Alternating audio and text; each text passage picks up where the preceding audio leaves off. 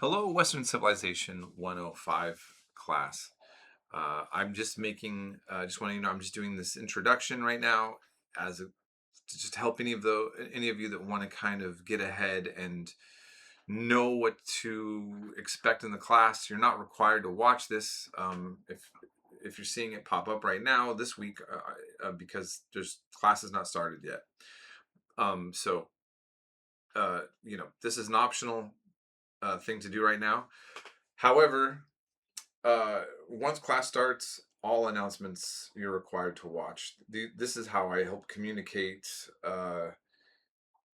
what we're doing with the work and also some added insight or feedback on the information that we're learning. Okay, um, so just keep that in mind. All right, so um, I will just kind of go into the idea, which I'm going to talk about Western civilization quite a bit.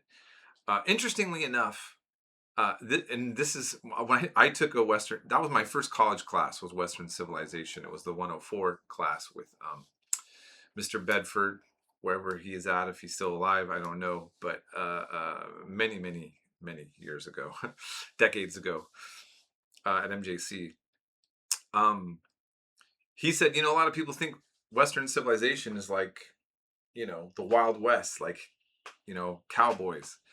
And that would be an interesting class, but that's not what this is. We're talking about Western, the civilization coming out of the West.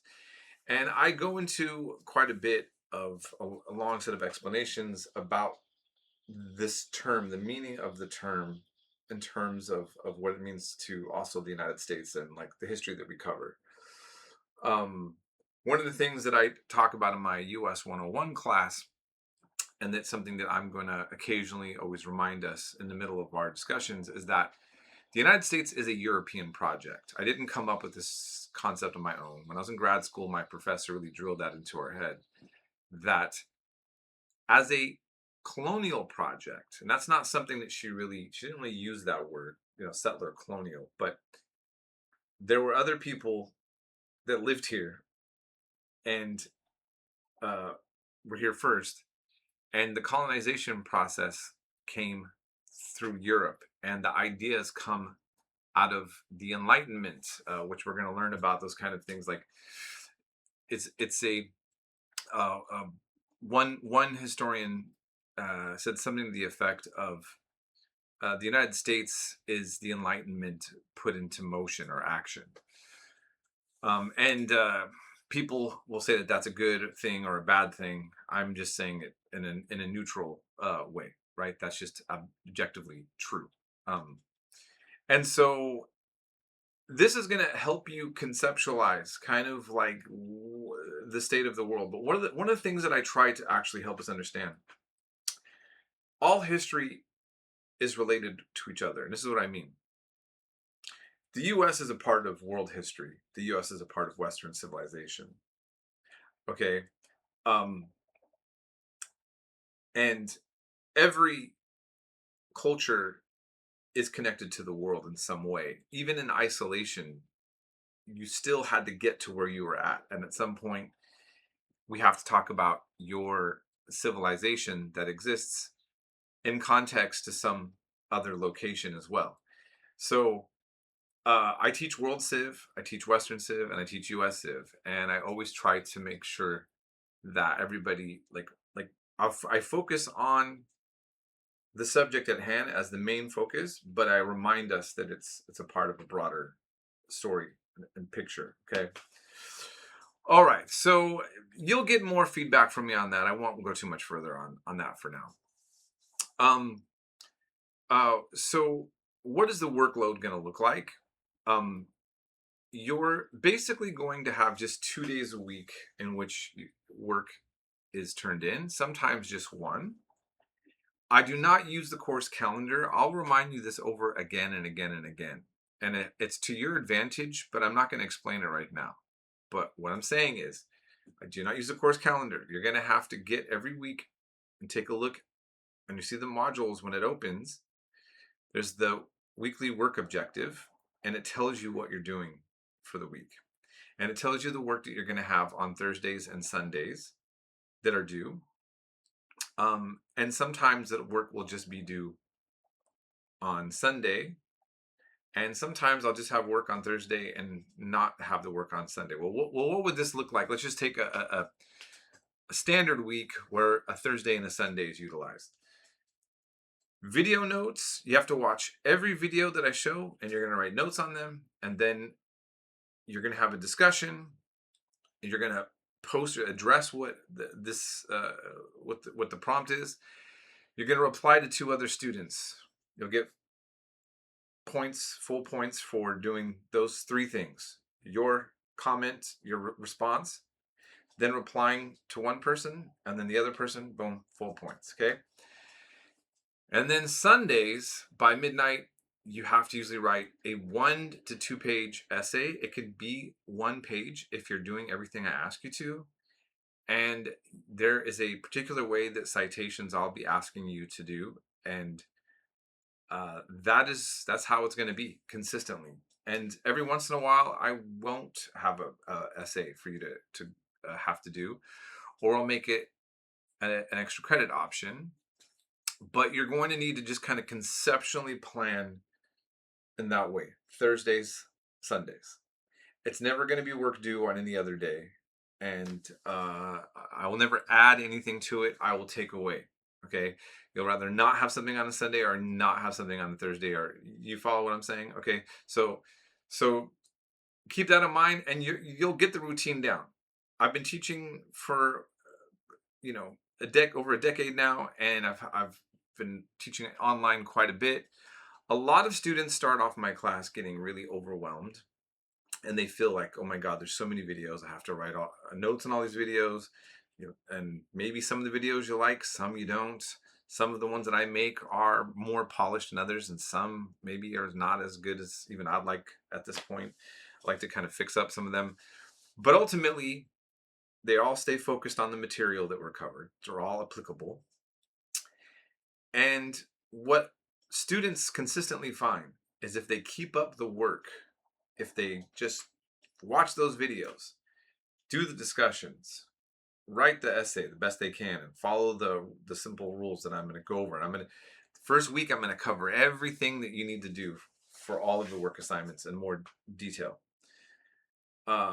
Most of the students get strong A's, and I get feedback all the time saying, Mr. Pollock, this actually really was straightforward. There was nothing confusing in the class. Once they get into the routine, they're really appreciative of just having it all out there, very clear, consistent, and everything is applying to the course. No weird surprises. And so that's pretty much what you can expect. So your grade is not going to lean heavily on exams and midterms. It's about keeping up with this class. Keep that in mind. So I'll also repeat a few things again. If you're into sports, I'm going to support you, but you can't treat this class and make me think that you're treating it secondary. And you're going to have to keep up with the work, and you're going to have to communicate. Okay, this is a problem I have sometimes. Okay. Or if you have some other thing you're doing that's also very important. I respect family life obligations, religious life obligations, sports obligations, but you have a class obligation. Don't talk to your professor. Don't talk to me or any other professor like, hey, you're secondary. Like, I have all these other things, and obviously you're not going to mind, right, if I like turn in something late. Don't treat any professor and class like it's a secondary thing. But you can explain these other things you have to deal with, and I will work with any of you who are communicating and working hard, and we can work it out, whatever's happening. Okay, so keep that in mind. And that's pretty much all I have to say for now. I will just add a few last things. So, okay, I live in Portland, Oregon. I've lived in Modesto off and on over the years. I've lived overseas.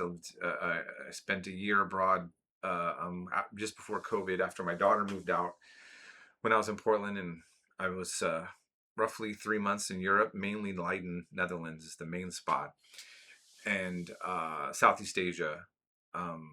Hong Kong, Philippines, Cambodia, Macau, and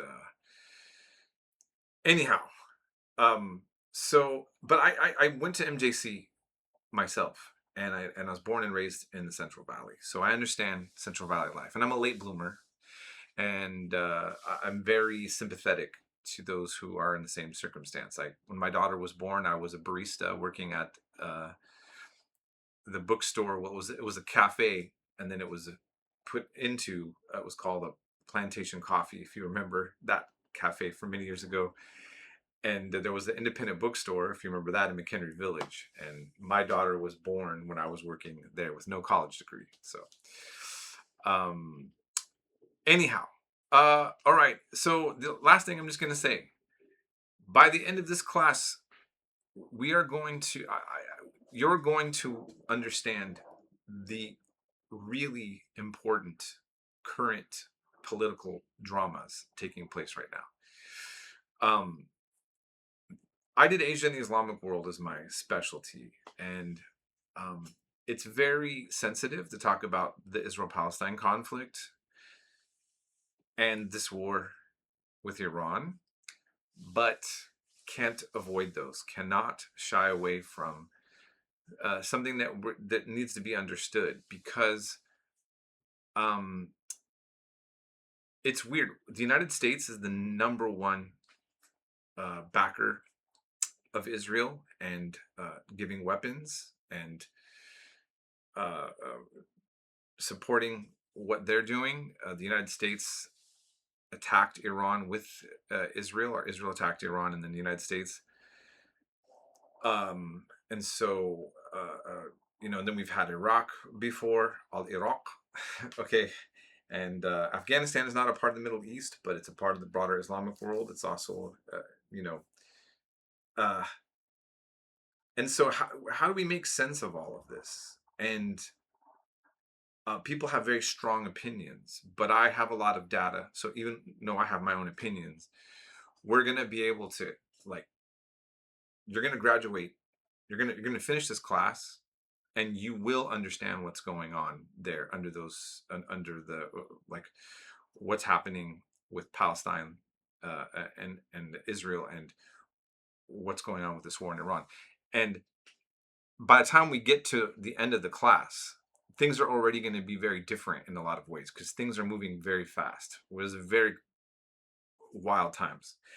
And so I want you to look forward to getting more clarity on subject matter that a lot of Americans don't understand, but should be understanding. And so I'll just leave it at that.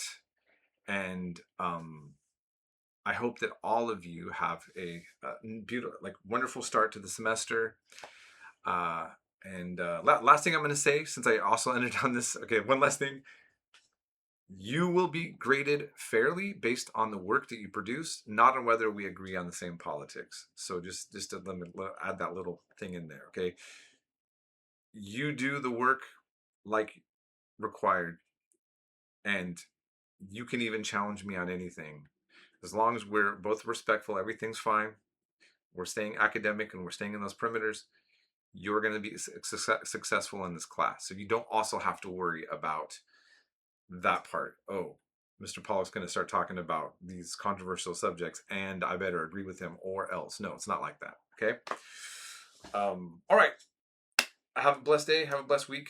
We'll be in touch soon.